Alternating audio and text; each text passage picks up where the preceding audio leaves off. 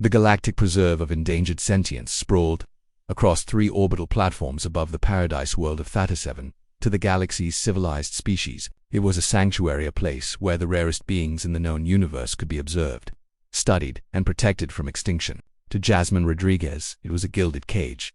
She sat cross-legged on the synthetic grass of her enclosure, idly tossing a rubber ball against the reinforced transparent barrier that separated her from the viewing corridor. Catch, throw, catch, throw. The repetitive motion was meditative, a way to pass the endless hours between feeding times and enrichment activities. Beyond the barrier, aliens of every conceivable shape drifted past. Some paused to stare at her, their various sensory organs fixed on the human specimen with a mixture of fascination and pity. Others hurried along, uncomfortable with the sight of a Deathworlder, even behind 50 centimeters of military-grade, transparent aluminum. Jasmine had stopped caring about the stares months ago. The ball bounced back to her hand with satisfying precision. Her reflexes, honed by a childhood of Earth sports and survival training, made the catch effortless. She knew the aliens found this disturbing: the speed, the coordination, the predatory grace that came naturally to every human. Good, let them be disturbed, excuse me. The voice was high-pitched, translated through her neural implant from some whistling, chirping language. Jasmine looked up to see a small alien child pressed against the barrier, its 4 eyes wide with curiosity. The creature resembled a fuzzy purple starfish with too many limbs, and it clutched what appeared to be a stuffed toy in one of its appendages. "Where did you come from?" the child asked. Jasmine felt a familiar tightness in her chest. The question was innocent enough, but the answer was anything but simple. She set down the ball and approached the barrier, kneeling so she was at eye level with the young alien. "Earth," she said simply. "I came from Earth. Is that far away?" The child's translator rendered its tone as genuinely interested, not mocking. "Very far," Jasmine replied. "Further than you could imagine. Why are you here?" "In the preserve?" Before Jasmine could answer, an adult alien, presumably the child's parent, hurried over, its fur bristling with alarm. "Kip, get away from that enclosure. Don't you know what that is?" "It's just talking to me," the child protested. "That's a human," the parent hissed, pulling the young one back. "A Deathworlder predator. Do you have any idea what their planet is like?" Jasmine stood slowly, and the parent flinched at the fluid movement. She'd seen this reaction 1,000 times. To these soft, peaceful species from gentle worlds with calm weather and herbivorous ecosystems, humans were walking nightmares. "Actually," Jasmine said, her voice carrying through the translator, "I'd be happy to tell your child about Earth, if you'll allow it." The parent hesitated, clearly torn between fear and the educational opportunity. Finally, it nodded but kept a firm grip on its offspring. Jasmine settled back onto the grass, and the child pressed close to the barrier again, eyes gleaming with curiosity. "Earth is a Class 12 Deathworld," Jasmine began, "using the galactic classification system. That means it's one of the most hostile planets known to produce sentient life. The gravity is crushing, almost twice what you experience here. The atmosphere is corrosive oxygen that would poison most species. And the weather." She smiled slightly at the memory. "Hurricanes with winds that can level cities, tornadoes that tear the ground apart, earthquakes, tsunamis, volcanoes, temperature swings from boiling to freezing. Earth is constantly trying to kill everything on it."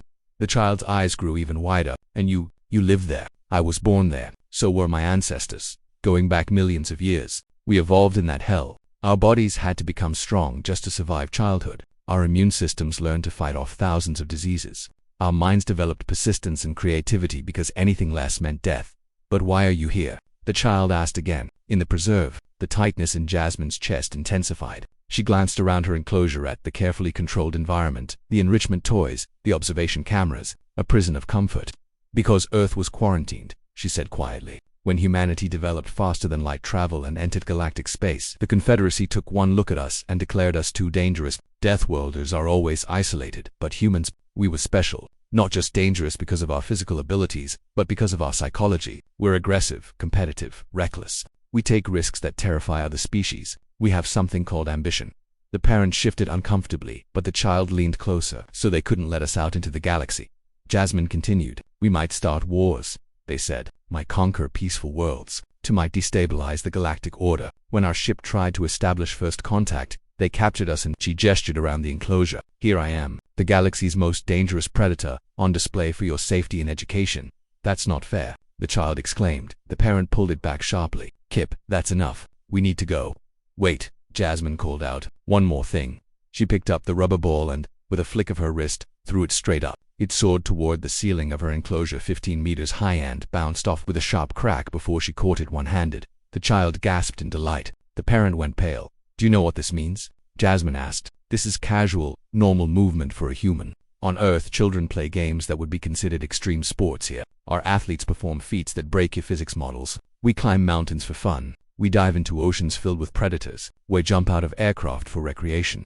She approached the barrier one last time, and her reflection stared back at her, a young woman with dark hair, brown eyes that held depths of barely contained frustration, and a creditor's stance even in captivity. "We come from a world that wanted us dead," she said softly. "And we didn't just survive, we thrived. We mastered our planet, then reached for the stars. And that terrifies the galaxy more than any weapon ever could."